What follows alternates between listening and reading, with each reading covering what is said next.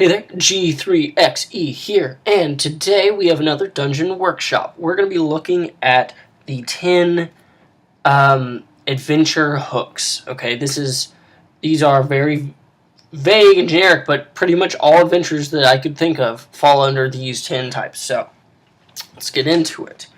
Now, and I have my paper here is what I'm looking at. Number one, and these are in no particular order. Number one is you're paid to do it. Very simple. A person, the reason you're doing this quest or delving into this dungeon is because a third party is paying you and your party mates to do so. Self-explanatory. All right.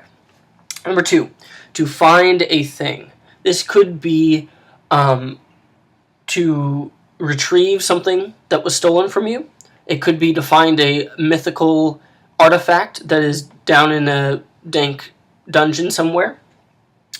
Or it could be to find kind of like a collectathon, like the 3 pieces to the whatever doorway or key or something that opens the thing, and you need to find all 3 pieces to put them together.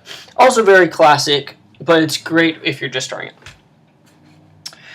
Number 3, find a person. Similar to find a thing, find a person is, it could be rescuing someone who was kidnapped. It could be finding the bandit leader of a gang and questioning him. It could be locating a mysterious wizard who has a gem that you seek. And then finally in this series of finds is number 4, which is find information. That could be anything involving going into a dungeon to look for the secret to, where something else is hidden in a separate dungeon. It could be even to go eavesdrop on a group of cultists or something while they talk to learn more about them. Finding information can be just as good of an adventure hook as finding a thing, like a physical object, and it's a good way to get your players to start thinking investigatorily, if that's a word. I'm pretty sure it is. Number 5, to destroy something. That could be an artifact again, so it's an evil artifact, presumably, that you want to destroy, or if you're playing an evil campaign, a good artifact that you want to destroy. And it could also be some sort of tomb or like sarcophagus or something that is the source of a different being's power that you need to destroy. That's also a good one. It could even be you are destroying something of a rival businessman or something like goods to sabotage him or something. Then you have number 6, which is kill someone. So you have destroy item. This is destroy a person. Hopefully, they're going to be evil people in your campaign. So that'll be the main bad guy or have some of his lieutenants going to hunt them down. Someone who's been killing people in the area and you want to go stop them. So killing someone. Also very generic. Number 7, this one players don't typically like, but it can be used in certain circumstances, and that is coerced into it. This is like party is taken prisoner and now has to escape, or party's money is taken and they have to do something for this other group before they get their money back, or a party member is kidnapped and they, instead of having to rescue them, they'll get him back if they go complete this task. So you can kind of figure out ways to coerce adventurers into doing something they don't want to do because they have to do it. Although I'd watch out with that one because, it could get very railroady. And that one's definitely not a word. Alright, then we have number 8, to right a wrong. This one is just very generic, but it's to capture all the paladin type, lawful good type of people who don't want a material reward. So it's not like I'm doing this because I'm paid to. I'm doing this to find a special artifact. It is this merchant has been stolen from, and I'm finding the thief who did it because I want to right the wrong. So this may not work for everyone in the party as a plot hook, but it could definitely work for like a certain number of people in the party, while the other half are doing it for a different reason. So again, these could be combined. Number 9 is to prove yourself. That one is a little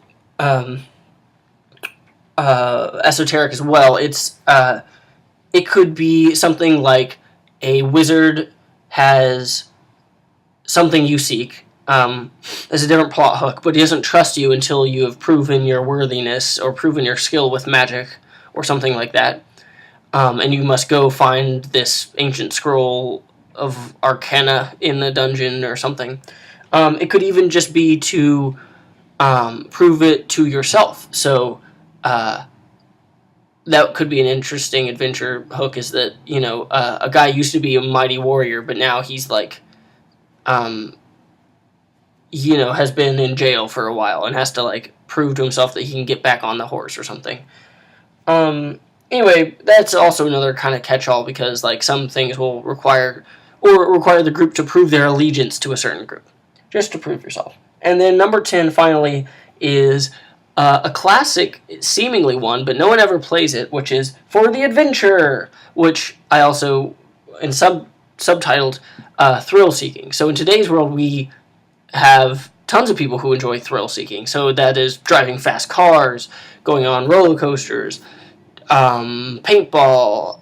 There are certainly tons of legal means, and then there are also illegal means. There are people who do drugs or robberies and things, and part of the drive to commit whatever it is a thrill-seeking behavior. Grand Theft Auto or something.